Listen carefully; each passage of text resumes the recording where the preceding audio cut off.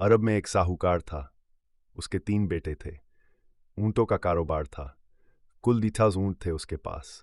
जब उसका अंतिम समय आया तो अपने मित्र को बुलाकर एक बात कही कि बड़े बेटे को आधे ऊँट देना, उससे छोटे को चौथाई हिस्सा मिलना चाहिए और सबसे छोटे को 5वां हिस्सा। यह कहकर साहूकार चल बसा। उस समय तो सब उसकी मृत्यु के गम में डूबे रहे, इसलिए मित्र ने इस बारे में कुछ नहीं सोचा। परंतु कुछ दिनों बाद जब संपत्ति का बंटवारा करने की बात चली तो उसे सोचना पड़ा।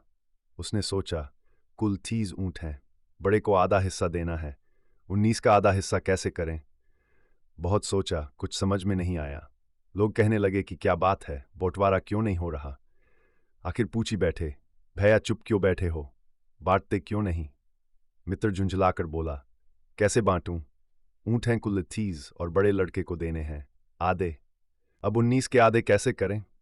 एक ऊँट के 2 हिस्सों की बात सोचना मूर्खता है, इसलिए समझ नहीं पा रहा हूं कि कैसे होगा। भीड़ देखकर आने जाने वाले लोग भी वहां इकट्ठा हो गए। आगंतुकों में से एक व्यक्ति बोला, अगर इजाजत हो तो मैं इस समस्या का समाधान करूं। सभी ने एक स्वर में कहा, स्वागत, जरूर फैसला कीजिए। वह सज्जन बोला, मेरे पास एक ऊँट है, इसे भी 19 ऊँटों में जोड़ दीजिए, 20 हो जाएंगे। सभी ने उस परोपकारी की ओर अचरज की नज़र से देखा और उसकी प्रवृत्ति की प्रशंसा की।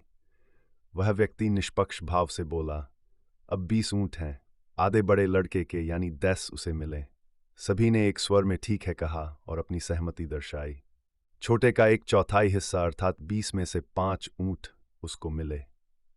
परोपकारी सज्जन बोला। सभी ने सहमति में सिर हिला दिया। छोटे बेटे को 5वां हिस्सा मिलना है, 20 में से 4 ऊँट उसके हुए चलें। सज्जन रुका, बिल्कुल ठीक रिपूक है। कुल कितने ऊँट बांटे गए? 10 बड़े को, फाइज उससे छोटे को और टोर सबसे छोटे को, यानी 10 ऊँट बांट दिए गए। एक ऊँट बचा वह मेरा पास रहा, कहकर सज्जन हल्के से मुस्कुराया। कमाल हो गया, सभी एक स्वर में बोले। वह बोला, दरअसल दूसरों की भलाई के लिए अपनी सुविधा का त्याग करना मानवीय कर्तव्य है, इसलिए मेरी प्रशंसा की कोई बात नहीं।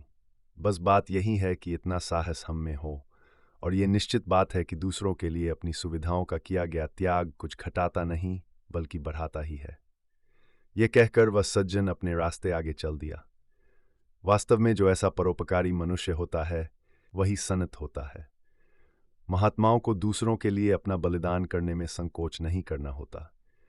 दूसरों के लिए सुविधाओं का त्याग करना घाटे का नहीं, लाभ का सौदा है, क्योंकि ऐसे परोपकारी सज्जन को उसकी त्यागी हुई सुविधाएं पुनः कई गुना होकर प्राप्त होती हैं।